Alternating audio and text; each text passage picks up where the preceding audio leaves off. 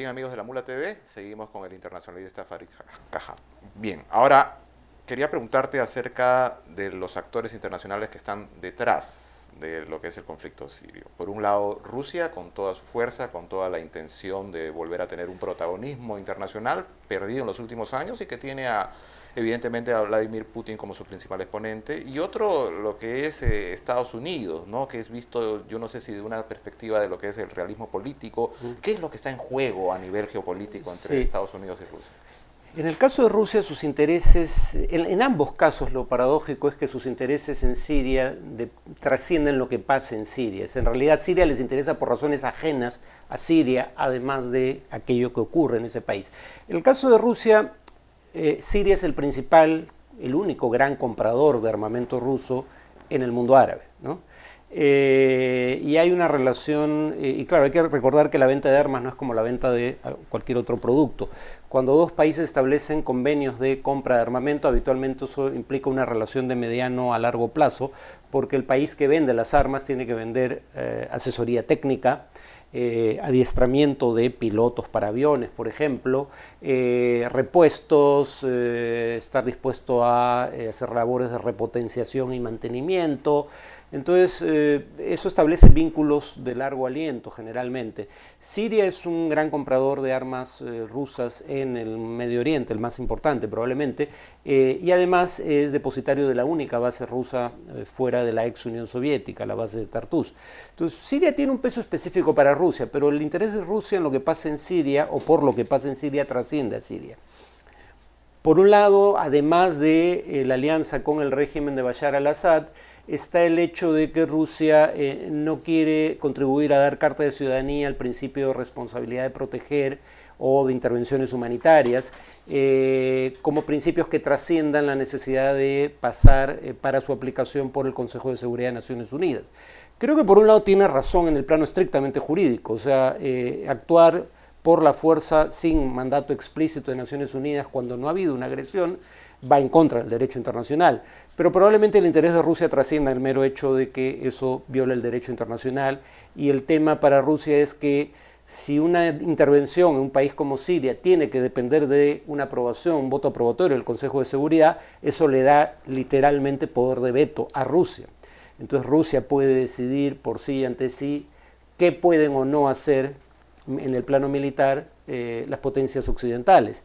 Si las potencias occidentales deciden, como están a punto de hacer y como hicieron en Kosovo, que pueden actuar militarmente bajo determinadas circunstancias sin necesidad de la aprobación del Consejo de Seguridad, eso le quita poder de negociación a Rusia.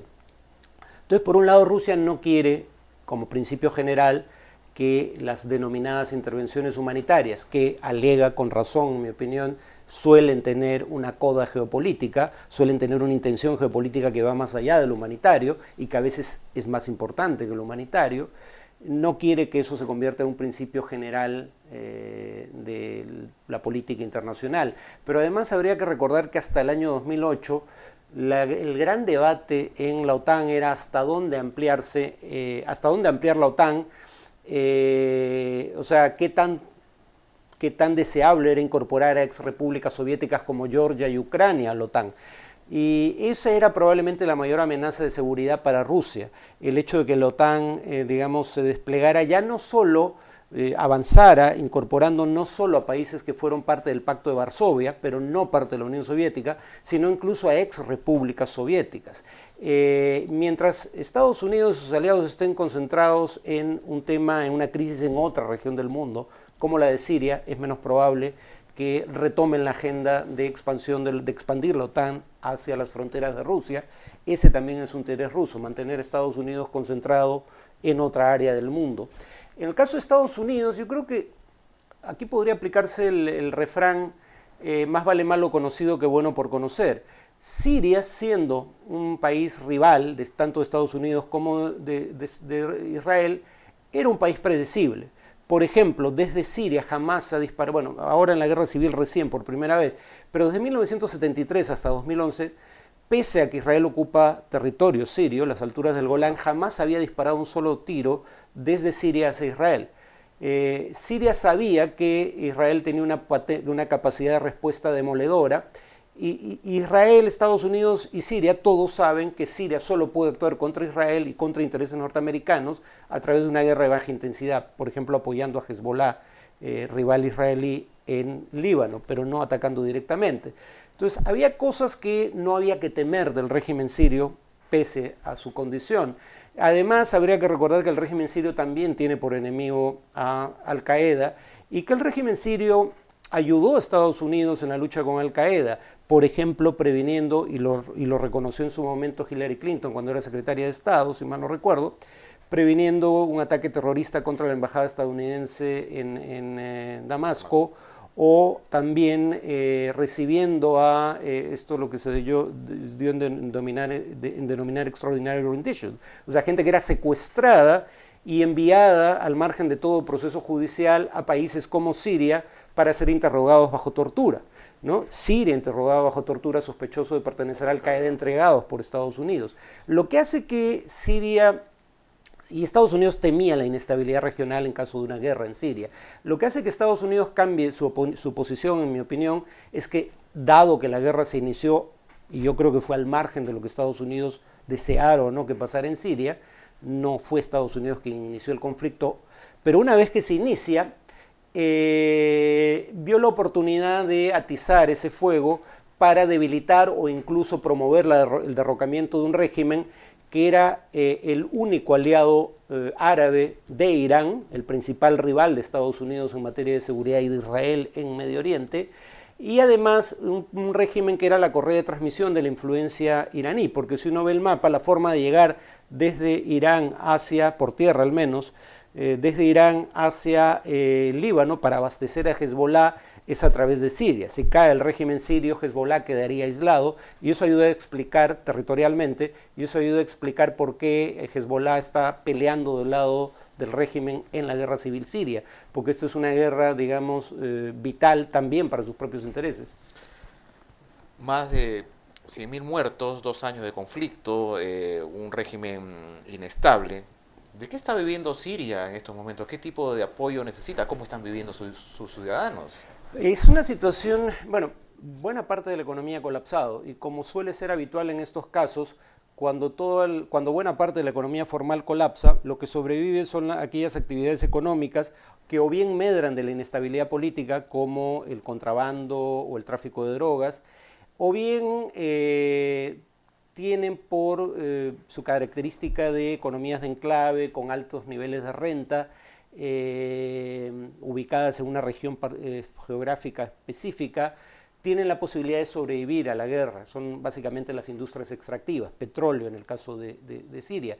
Tenemos la paradoja de que el petróleo está ahora dividido, las reservas, parte de ellas están en manos de los rebeldes, parte están en manos del régimen sirio.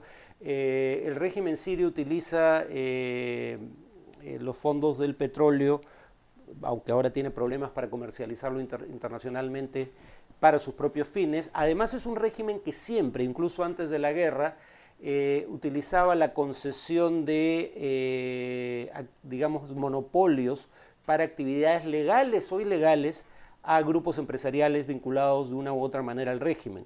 Ese tipo de actividades se ha expandido durante el conflicto, pero hay gente que sencillamente no tiene de qué vivir y esa es la razón por la cual una cuarta parte de la población siria está desplazada, o bien como desplazados internos o bien como refugiados internacionales. ¿Qué secuelas tendría Farid un ataque internacional a Siria en los próximos días? Creo que Obama se puso a sí mismo en una encrucijada en la que preferiría no haber estado. Contra esta idea de que Estados Unidos siempre está buscando intervenir en asuntos internos de otros países, cosa que muchas veces es cierta, en este caso creo que esa idea no es cierta. Creo que Obama hubiera preferido, más allá de apoyar a la insurgencia, digamos, no tener que intervenir directamente.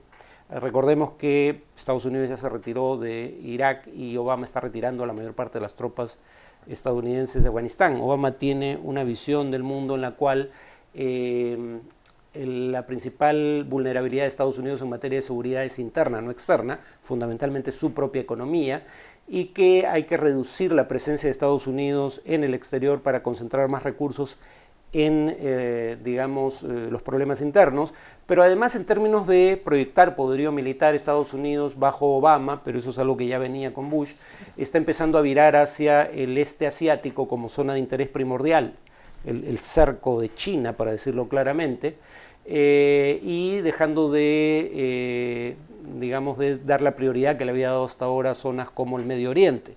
Entonces el Medio Oriente está empezando a ser una zona de menor interés geopolítico para Estados Unidos, por oposición a China, que es de interés creciente. Estados Unidos pronto, en unos años, va a ser un país que se autoabastezca en energías fósiles, petróleo y gas, por esta tecnología conocida como Shell Gas, Shell Oil, o sea, nuevas formas de extraer reservas que antes eran inaccesibles. Entonces cada vez le interesa menos relativamente el Medio Oriente, no hubiese querido tener que involucrarse, pero él mismo trazó esta bendita línea roja y claramente parece haberse cruzado. Por eso yo creo, sin embargo, que si bien va a haber una acción militar, va a ser una acción militar de carácter limitado, para decir, bueno, nuestra credibilidad está en juego, porque dijimos que iba a haber consecuencias graves en caso de traspasarse este umbral y se ha traspasado, pero no quieren un involucramiento de largo aliento en la guerra civil siria. ¿Pero eso significaría que acaben con el régimen? No, yo creo que no. Más bien va a ser un ataque que pueda ser presentado como una represalia por haber cruzado la línea roja y un anticipo de lo que podría venir si lo hace de nuevo en lo sucesivo, pero no un intento de derrocar al régimen. Bien, ¿qué fue lo que pasó con la primavera árabe? El tema sirio se enmarca dentro de esa primavera. Sí, es que, bueno, el término primavera, habría que recordar que este término es de origen occidental y se ha utilizado a lo largo de la historia muchas veces. La primera vez que se utilizó el término primavera de los pueblos fue a raíz de las revueltas en Francia, pero también en otros países europeos, revueltas democráticas de 1848. Pero habría que recordar que estas finalmente fracasaron, y fracasaron por una razón en el corto plazo. En el largo plazo tuvieron éxito, podría decirse, pero en el corto plazo fracasan por razones muy similares a las que han llevado al golpe en Egipto.